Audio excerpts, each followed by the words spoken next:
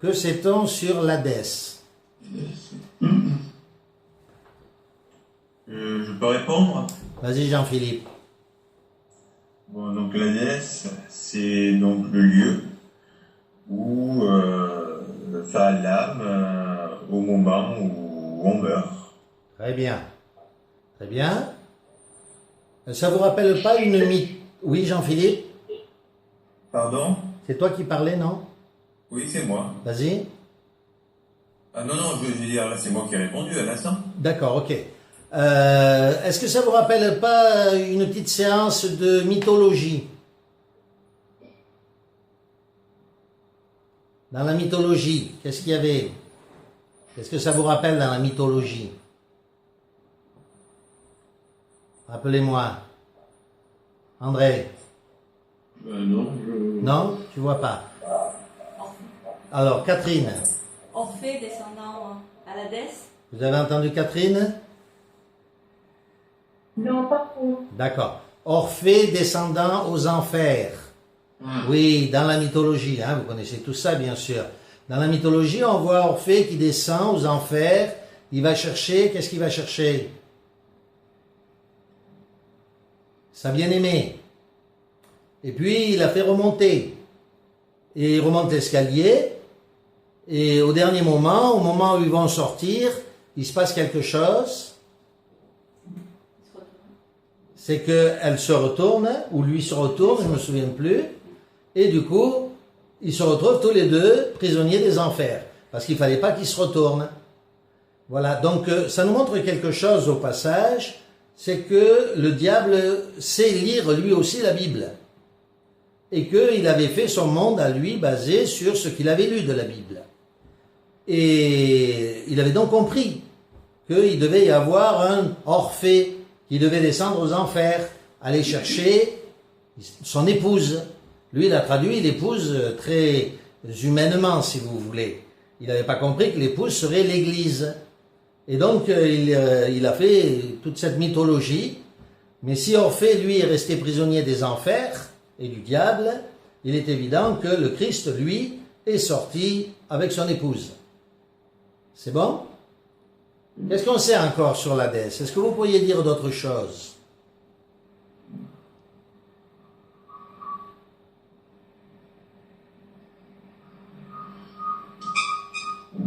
Personne?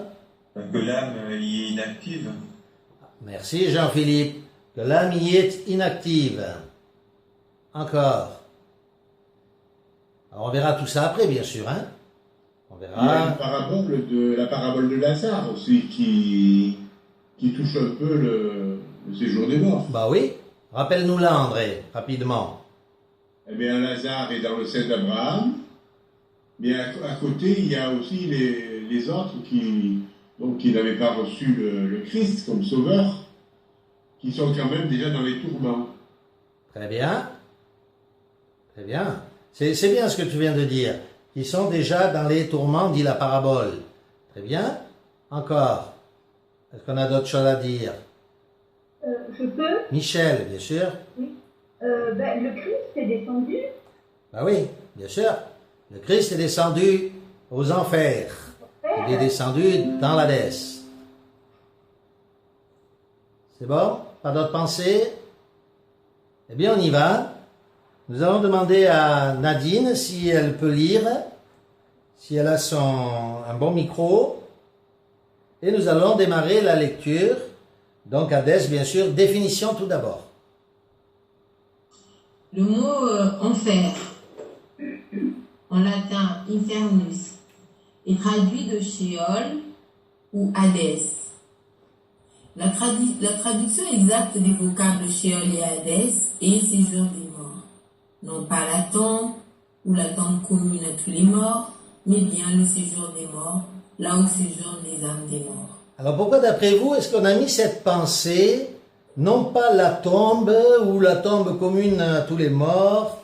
Pourquoi on a mis cette pensée? Qu'est-ce que ça vient faire?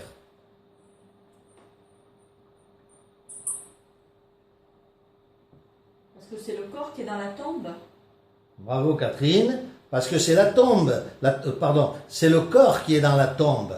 Hein, si vous voulez, c'est un peu comme un tamis, le corps reste dans la tombe et l'âme descend. Voilà.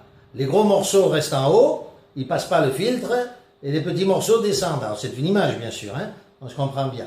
Donc l'Hadès, ce n'est pas la tombe, ce n'est pas le sépulcre, ce n'est pas la tombe commune à tous les morts, c'est le séjour des morts. Voilà. La traduction parfaite, c'est le séjour des morts, et le mot veut bien dire ce que ça veut dire. Quand je dis une salle de séjour, en parlant de ma maison, c'est la salle où on vit le plus longtemps, où on séjourne. Voilà. Où séjournez-vous? L'expression signifie où est-ce que vous habitez en ce moment, pendant une longue période. Donc c'est le séjour des morts, c'est là où séjournent, où demeurent les morts. Deuxième partie, vas-y Nadine. Ce n'est pas le corps des morts qui descend dans l'Hadès, puisque ce dernier retourne à la poussière, mais l'âme qui est éternelle, et non pas immortelle. Si nous ignorons ce qui se passe réellement dans le séjour des morts, ou enfer, la parole de Dieu nous permet néanmoins d'en percer un peu le mystère. D'accord, merci beaucoup. Donc juste pour rappeler, bien entendu, que Dieu est au ciel, donc on ne sait pas ce qui s'y passe. Nous sommes sur la terre et nous avons déjà du mal à savoir ce qui s'y passe. Et les morts sont en dessous de la terre et il fait noir en plus, c'est une image, et nous avons encore plus de mal à savoir ce qui s'y passe. Mais on va essayer d'en percer un peu le mystère. Nous lisons la rubrique suivante. Quelle est la situation des justes dans l'Hadès? Je répète bien la phrase. Quelle est la situation des justes dans l'Hadès? Des justes. Vas-y Nadine. Elle nous dit par exemple qu'avant la venue du Christ, les justes, autant que les injustes, descendaient dans l'Hadès et que là, les âmes justes attendaient la venue du Seigneur en vue de leur délivrance. Je continue. Continue. Psaume 89, 48. Y a-t-il un homme qui puisse vivre et ne pas voir la mort, qui puisse sauver son âme du séjour des morts? Genèse 44, 31. Tes serviteurs feront descendre avec douleur dans le séjour des morts les cheveux blancs de ton serviteur notre Père. Nous arrêtons là, nous te remercions. Alors, quelle est donc, maintenant que nous avons lu ces passages, quelle est la situation des justes dans l'Hadès?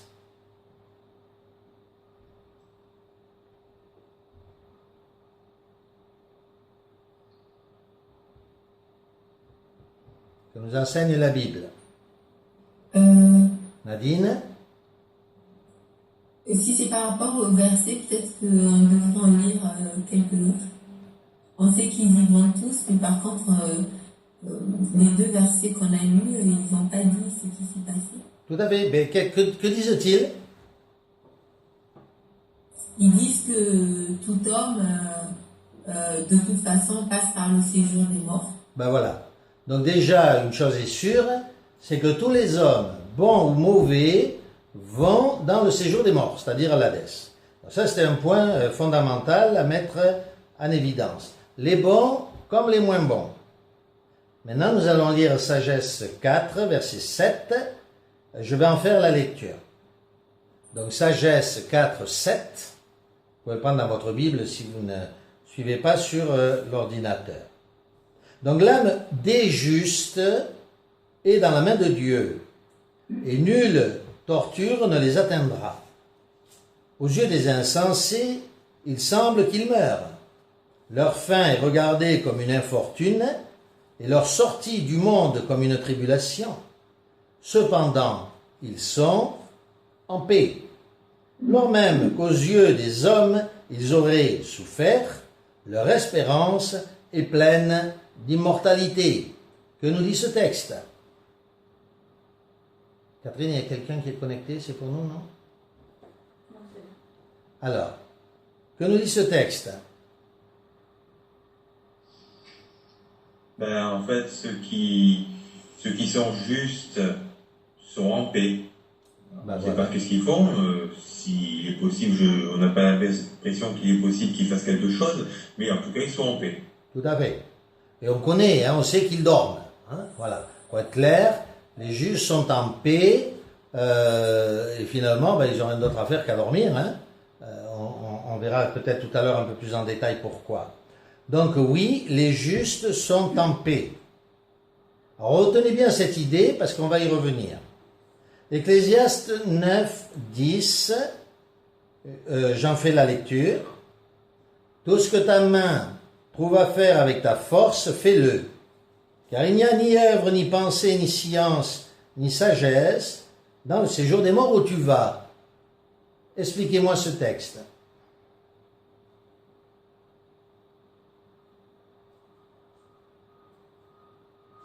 L'âme est complètement inactive.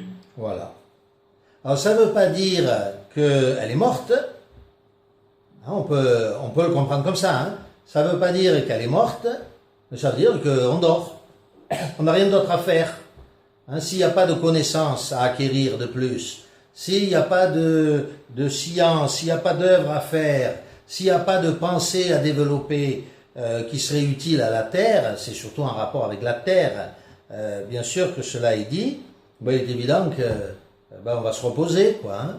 Repose-toi de tes œuvres, nous dit l'Écriture sainte. Est-ce que vous êtes d'accord avec cette pensée?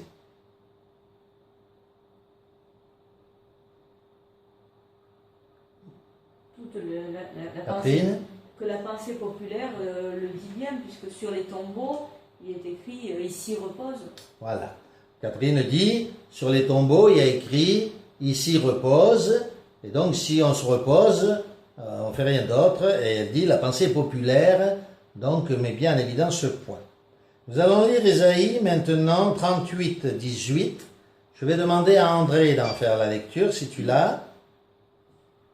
Alors ce n'est pas le séjour des morts qui te loue, ce n'est pas la mort qui te célèbre. Ceux qui sont descendus dans la fosse n'espèrent plus en ta fidélité. Très Mais bien. le juste, s'il est saisi par la mort, sera en repos. Oui, non, c'est bon. Merci. Donc, oui, c'est pas le séjour des morts qui loue le Seigneur. C'est fini, c'est bouclé. Et ceux qui sont descendus, ben, ils espèrent plus en la fidélité de Dieu, c'est terminé. Ils ont quitté la terre, leur sort est scellé. Voilà une explication simple. Vous en avez peut-être une autre, je ne sais pas, ou quelque chose à rajouter. C'est bien? Donc on a vu jusqu'à présent que les morts justes sont dans le repos. Les morts justes, on étudie, les justes sont dans le repos. Nous continuons à lire et je vais demander à Jean-Philippe, à partir de Samuel était descendu.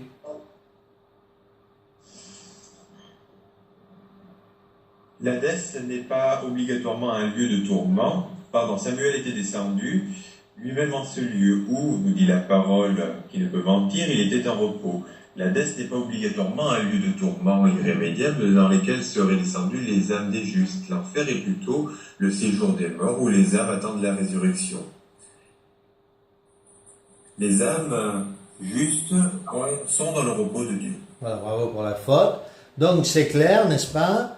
Les âmes des justes sont bien en enfer, elles sont bien dans l'Hadès, mais elles sont dans le repos en attendant la résurrection. Alors, est-ce qu'on peut réveiller une âme de quelqu'un de juste? Oui? Est-ce qu'on a un exemple? Samuel? Samuel, dit Catherine. Eh oui.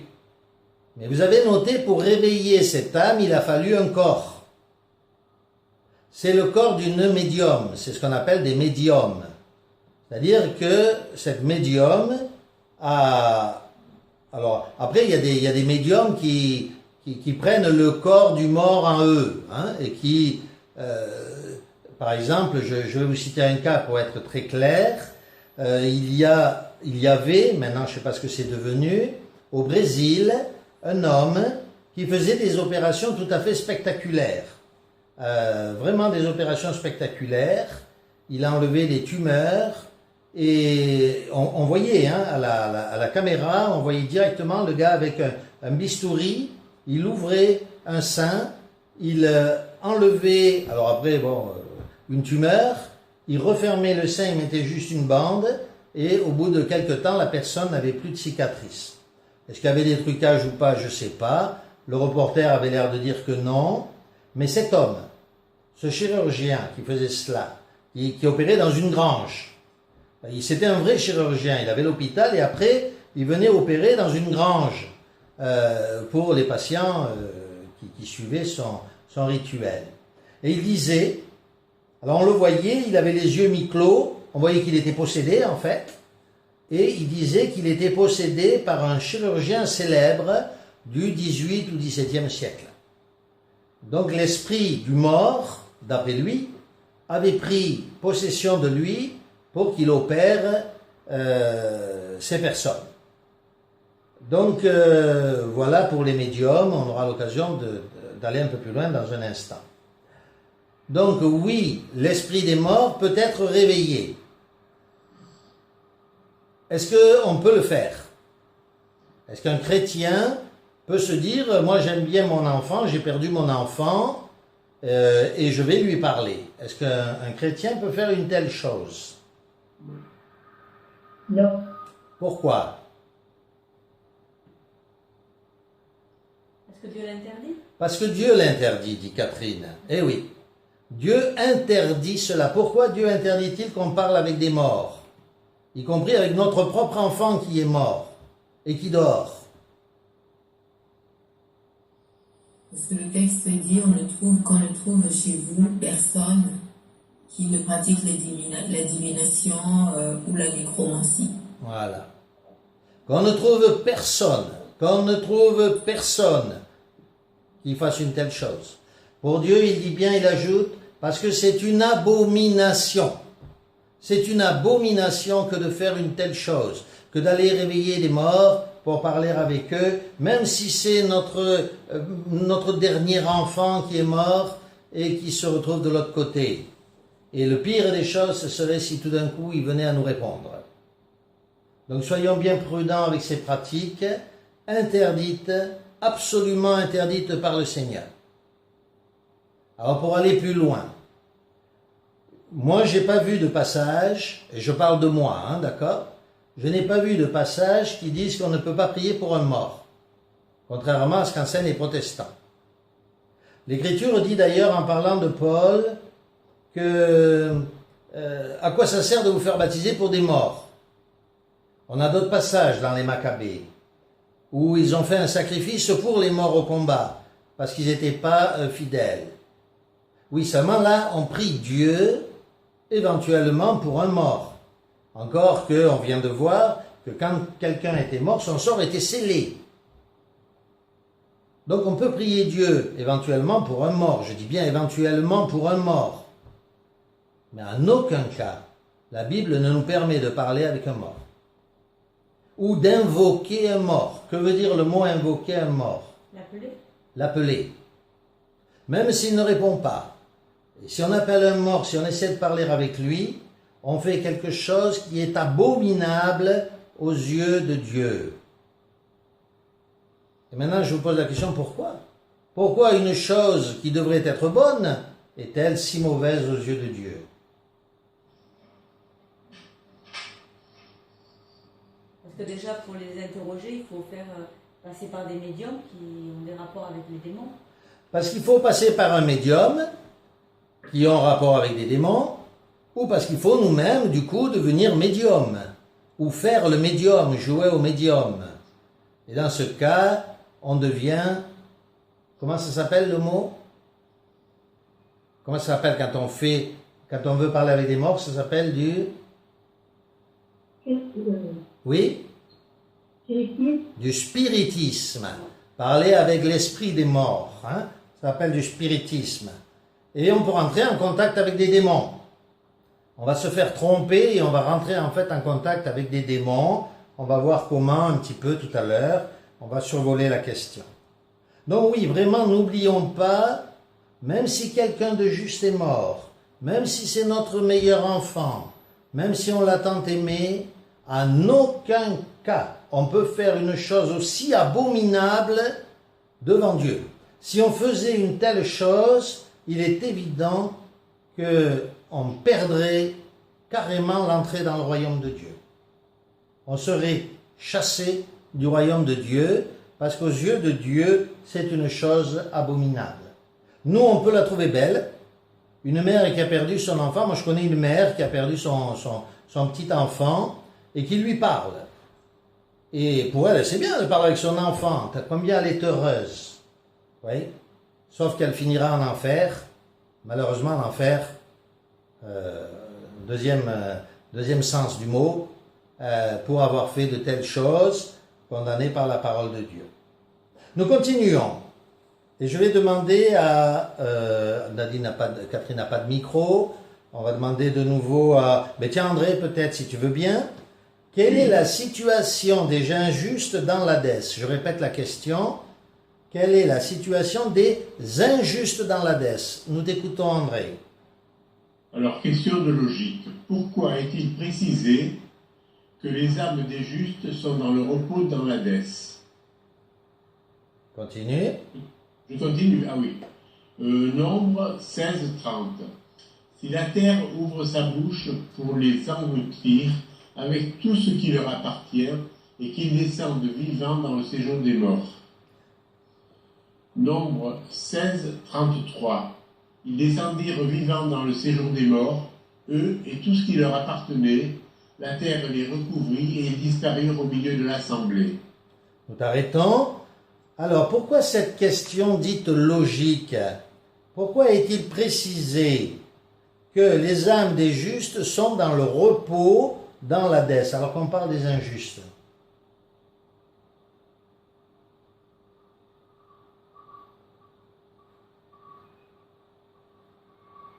Tout le monde n'est pas dans le repos? Eh bien oui, Catherine dit, parce que tout le monde n'est pas dans le repos. Parce que si les âmes des justes sont dans le repos dans l'Hadès, sous-entendu, les âmes de non-justes n'y sont pas. Comme la parabole de riche et Lazare. Comme le dit Catherine et comme l'a dit tout à l'heure André, comme la parabole du riche et de Lazare. Le riche, lui, n'était pas dans le repos. Et là, nous venons de lire donc deux textes qui disent tout simplement que les méchants descendent eux aussi dans le séjour des morts. Nous allons lire Ézéchiel 32, 21 et je vais demander, Michel, je suppose que toi tu l'as pas, ou tu as ta Bible peut-être? Michel. Oui, mais tant que je cherche... Ézéchiel 32, 21. Ça fait rien, on attendra, on aime bien que tu participes. Ézéchiel 32, 21. Et du temps que tu te prépares, on va pouvoir lire le texte suivant. Donc toi tu cherches Ézéchiel 32, 21 et je vais demander à Nadine peut-être de lire Deutéronome 32, 22. Car le feu de ma colère s'est allumé, et il brûlera jusqu'au fond du séjour des morts. Donc intéressant de savoir que Dieu va chercher les âmes des méchants dans sa colère même au fond du séjour des morts. Michel, est-ce que tu es prête? Ézéchiel 32, 21. Ah, 21.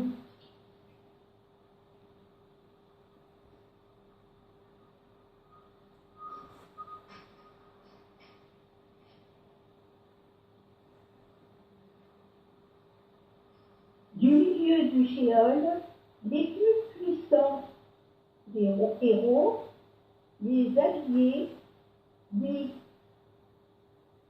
diront, ils sont descendus, ils se sont couchés, les incirconcis, victimes de l'épée. Très bien, merci beaucoup. Donc la pensée ici, Michel a une traduction un petit peu différente, mais en gros, les puissants héros qui sont en enfer, dans l'Hadès, lui adresseront la parole au sein du séjour des morts. Donc à qui? À qui ces méchants héros adresseront-ils la parole? Du fond des séjours des morts.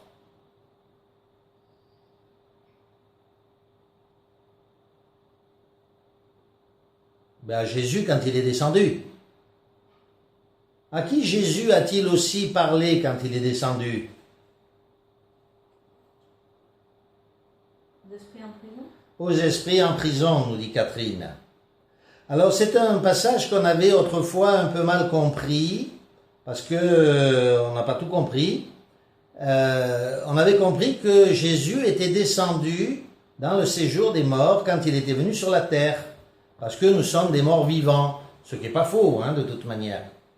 Mais nous avons bien compris un peu mieux, à la lecture des premiers chrétiens, que quand Jésus est mort et qu'il est descendu dans l'Hadès, eh bien effectivement, il a annoncé la bonne nouvelle de leur libération aux patriarches, Abraham, Isaac, Jacob. Il est bien descendu dans le séjour des morts pour leur annoncer la bonne nouvelle. Ça va jusque-là? Tout le monde tient le choc? Hubert, moi, ce que j'ai lu, j'ai rien compris. Alors, si tu peux bien m'expliquer, parce que j'ai pas compris grand-chose. Très bien. Dans le passage que tu as lu d'Ézéchiel, c'est ça que tu veux dire? Oui. Très bien. Oui. Alors, je te le relis finalement dans ma traduction. Je te laisse m'écouter et tu vas comprendre de suite. Les puissants héros, les méchants, les puissants héros lui adresseront la parole, à Jésus donc, au sein du séjour des morts. Avec ceux qui étaient ses soutiens, c'est-à-dire, peu importe ce qui était leur soutien, ils sont descendus et maintenant ils sont couchés. Ils sont couchés dans la mort. Ils sont couchés dans la mort, mais ils lui adresseront la parole quand le Christ descendra au sein du séjour des morts. C'est bon? C'est bon, Michel? C'est pour rappeler que les... Oui? La résurrection? Non, dans le séjour des morts. Quand le Christ est mort, il est descendu dans le séjour des morts. Ça, c'est effectivement, je comprends que pour toi soit nouveau, et les premiers chrétiens enseignent bien que quand le Christ est mort, il est bien descendu dans le royaume des ombres. Vous vous rappelez le texte qu'on avait lu la dernière fois dans les psaumes, chapitre 23, un texte aussi mieux traduit dans la Bible grecque, qui dit « Même si je marche au milieu de l'ombre des morts, je ne crains aucun malheur. » Ce texte s'applique à Jésus. Quand il est descendu dans l'ombre des morts, eh bien, il ne risquait rien du tout, il craignait rien du tout, et il est descendu annoncer aux patriarches la bonne nouvelle de leur libération. Il est littéralement descendu dans le royaume des morts. C'est bon? Nous allons voir cela après, Ok? Mais je comprends que pour certains, ce soit à nouveau. Alors, nous allons d'ailleurs passer à une autre lecture. Je vais demander à Catherine si... Non, tu peux pas. Alors, je lis... Catherine sera mieux équipée bientôt. Donc, je vais faire un peu de lecture. Écoutez bien. Lecture de je sais plus de qui. Je pense que c'est Augustin, mais là je suis pas sûr. Les âmes perdues sont dans une situation de tourment semblable au Tartare dans lequel les anges rebelles ont été jetés en attendant le jugement final, tout comme le diable attend le sien. Donc le texte nous dit bien ici que les âmes perdues sont dans la même condition que le diable, dans un Tartare des ténèbres. Ils attendent leur jugement et surtout pas dans le repos. Je continue la lecture. C'est une lecture de Justin. Je vous rappelle, Justin, c'est en quelle année? Qui va me dire en quelle année c'est Justin? 110. Voilà, 90, 110. Donc on est tout à fait à l'aube du christianisme. Je vous rappelle que Justin est reconnu comme un chrétien authentique par Irénée et Polycarpe. Donc je vous lis ce passage de Justin le martyr. Je veux bien passer en revue les mérites et examiner s'ils sont de nature à élever au ciel ou à précipiter dans le Tartare. Là sont précipités les impies qui se sont armés contre les auteurs de leur jour, ceux qui se sont rendus coupables d'inceste ou à l'égard d'une sœur, ou d'adultère envers une épouse, ceux qui ont ravi de jeunes vierges, corrompu de jeunes enfants, les hommes de sang, les meurtriers, les voleurs et les fourbes. Je vous pose la question, d'après Justin, où sont-ils? Catherine répond, dans le Tartare. Non pas dans le lieu de repos, mais dans le Tartare. Je vais demander à Jean-Philippe s'il veut bien lire la pensée suivante selon Tertullien. Selon Tertullien, les âmes des défunts doivent demeurer sous la terre, dans l'Hadès, jusqu'à la fin du monde et au jugement dernier. Toutefois, elles sont déjà, dans une certaine mesure, rétribuées selon leur mérite. Commentaire? Qu'est-ce que vous en pensez? Je pense que c'est corroboré par ce que dit Irénée aussi, parce qu'il est parlé que les âmes vont à la place qui leur ont été attribuées. Vous avez entendu Catherine, qui n'a pas de micro, la pauvre? Donc, oui. Voilà, c'est bien. Très bien. On va sauter, on va aller au sous-titre « Peut-on parler avec les morts ?» Et nous lisons juste le dernier paragraphe. Je vais demander à Nadine d'en faire la lecture. Certains médiums possèdent le pouvoir de parler avec les âmes des morts, mais cela est fortement condamné par la parole de Dieu en raison des dangers et de la souillure que cette pratique entraîne immanquablement.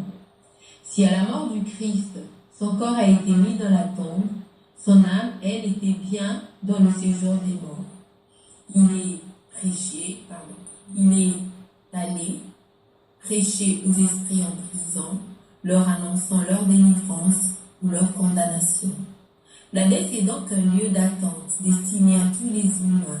Les uns dans le repos conservent l'espérance de la résurrection, les âmes damnées dans l'attente terrible, Tartare, du juste jugement de Dieu. Voilà, merci beaucoup. Et je crois qu'on a fait le tour